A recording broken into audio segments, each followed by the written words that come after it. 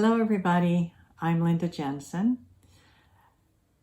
I expect a lot from my home. I expect it to be my sanctuary, a place that I go for rest and rejuvenation and retreat, to have inner contemplation, to have a place that I feel like surrounds me with this comfort and support and nurturing. And that's a lot to expect from a space, especially in today's noise and chaos and confusion and demands that are placed on our time. I feel like it's even more important to have this space that I can be in that brings me into well-being.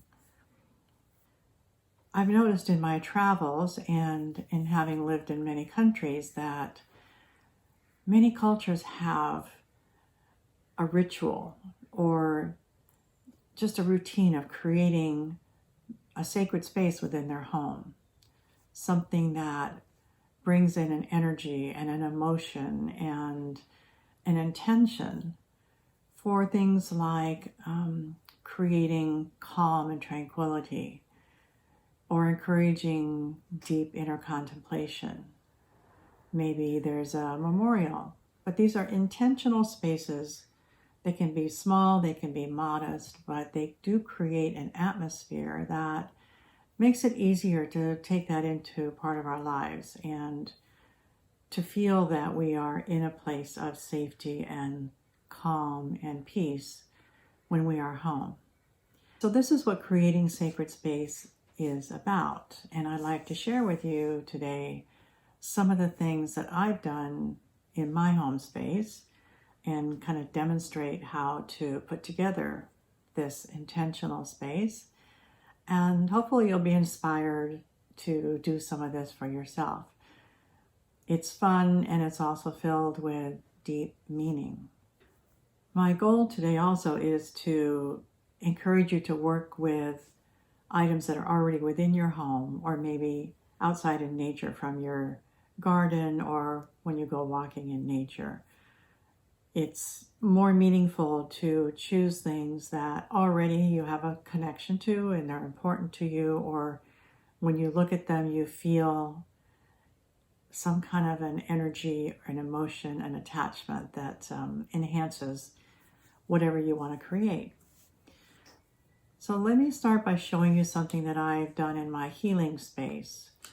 Even though these days I'm mostly working with clients on the internet, online, it's still important to create around me an energy, a high vibrational space that I can hold for myself and for my clients as we're working together.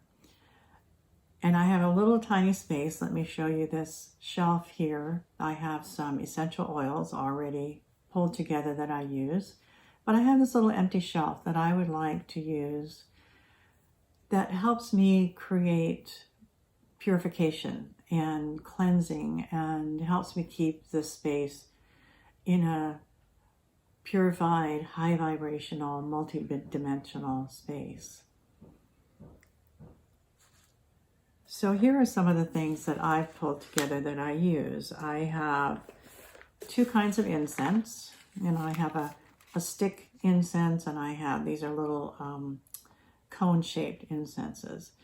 And these are tree essences. So I have sandalwood, pine, and cedar, because the tree essences are, not only do they smell great, but they are the most cleansing of our energy body. So I like to use an essence that can assist in doing that. I also made a smudge stick. Now I have a garden right now that is filled with beautiful sage and rosemary. So I just picked some of the sage and rosemary and a couple of flowers that dry up beautifully, and I bound it together with some thread. And I have a smudge stick. So when I want to use this, I just light the end of it, blow out the flame, and I can smudge the room.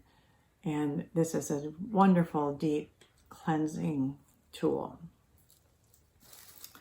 And I have a piece of lapis. I think I've shown you this in another video, but lapis is deeply cleansing at a whole body level.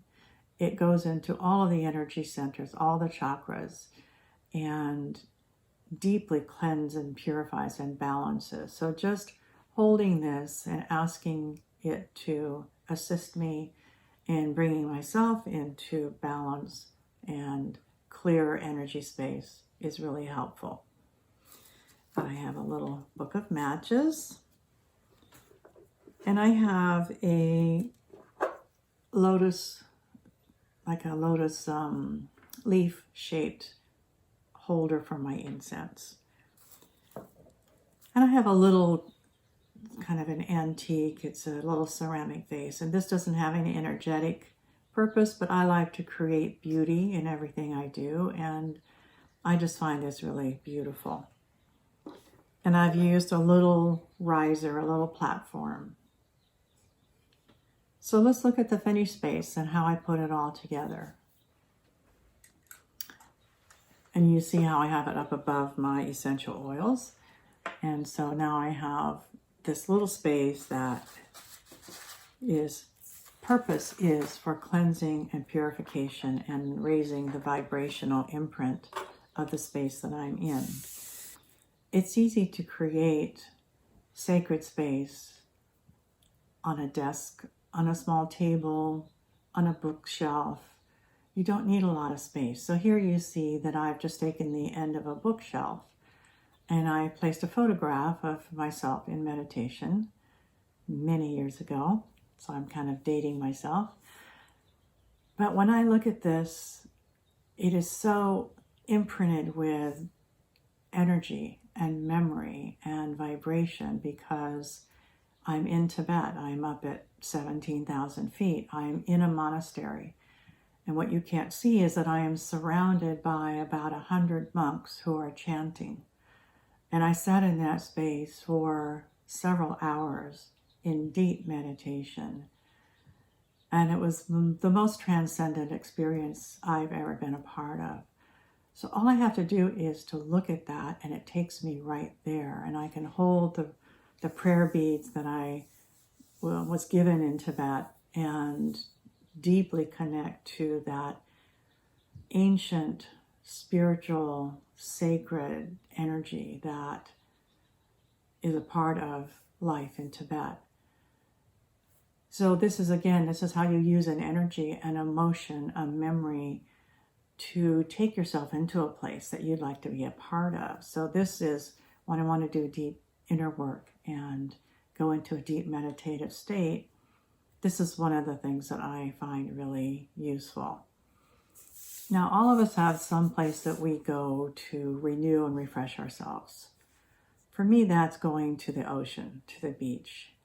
I find that with the negative ions, the wind in my face, where I live, the beaches are usually cool. And it's just, you can be in solitude, but you can be so a part of nature. And I find that I am not able to hang on to kind of the cares of the world. You know, my energy just goes into this place of openness and refreshment and renewal. And I feel just charged when I come back home. I feel energized, and I feel like my whole body is just kind of trembling with this new energy. I like to pick up a few things and bring back to hold the energy. So in some of my beach walks, you know, I have brought back sea urchin shells and this wonderful little starfish. I don't know if you can see them very well, but I have a few other shells that I have collected. And this beautiful piece of driftwood that I just love. I love the texture and the color and the shape. So this always brings me a wonderful feeling of being at the beach. Sometimes we find beautiful rocks. California beaches have natural jade. So this is a jade piece from California Beach. And just another random stone. So I've taken all these and I've taken a piece of fabric that to me has the colors of the ocean and the beach, and I've put them on another little bookshelf niche. So this is how I put them all together on a shelf. And every time I look at this, I feel like I'm taking a little mini journey back to the ocean. I can smell that seaweed and salt air. I can feel the breezes. I can feel my spirit start to lift, and I start letting go of things that I find that are stressful in my life. I've also put in a book that is my first book of shells. We were living on the island of Okinawa at the time, so this is a book in Japanese describing the shells that are found in kind of the Asian area. And I love this book. It brings back wonderful memories of beachcombing and collecting shells. So on a more serious aspect of sacred space, there's memorial. You know, we all have people that we have lost that we still feel deeply connected to and want to honor and respect that memory. And having a little photograph or a memento that reminds you of that person, maybe a candle, some incense, just to create a special little spot that when you look at it, yes, maybe it brings some sadness, but maybe it also brings a smile of how much they meant to you in your life. My sister took this photo of our dad's hands in prayer. He lived to be 102, which is quite amazing, and was deeply spiritual his whole life. And prayer was a very important aspect of his daily routine. And towards the end, my sister captured his hands in this beautiful prayer pose. And it is so evocative of him and his life and who he was. And when I look at it, my voice kind of catches, and it's a very emotional moment for me. It's got the little urn with ashes in it. But it also brings a smile because my dad, when he prayed to his God, he prayed out loud. So he had conversations with God. And often we would walk by his room and you could hear these conversations. And some of them were pretty tender and intimate, and some of them were quite funny. And towards the end, he would tell God that he was ready to leave whenever it was time. And then the next morning you could hear him pray, and he would say, well, God, I guess you want me here another day, so what do you want me to do today? So it brings these mixed emotions, but it also is a way that we can respect his memory and his life and be grateful for what he brought to this planet. So when you think about creating space for yourself that's intentional, think about what energy, what emotion, what physical response you would like to bring up in this space. And then look for things that resonate with that. I find that if I have a big open space, it's nice to define the space a little bit. I have a little platform, a riser. I have taken just a little artist canvas. I had several of these, and I have covered them, excuse the reach here, with handmade paper. I just stapled it on, and fabric and some other paper. So I like to use a little platform to define the space and to use. I think it's really helpful to separate it from anything else that might be going on in that space. You can also use fabric. I love fabric, so that's no problem for me to find a piece of beautiful fabric. And actually, this is just a place setting for a table. But it's really, you can see it's got some beautiful pattern and texture to it. So this is also a wonderful place to, a wonderful thing to help set your space with. And then just look around your house. I mean, I have this little goodie box of, and I have a candle, I have a little Kuan Yin, I have a, let's see, what else do I have? Crystal. I have a bell here. So I'm sure you have things around your house that you don't know what to do with or have been just collecting and sitting in a spot together. Why not use some of it for something that is intentional, that can enhance the quality of your life, bring an energy and an atmosphere together in one spot, so that when you spend time reflecting on that area, have it just resonate with you.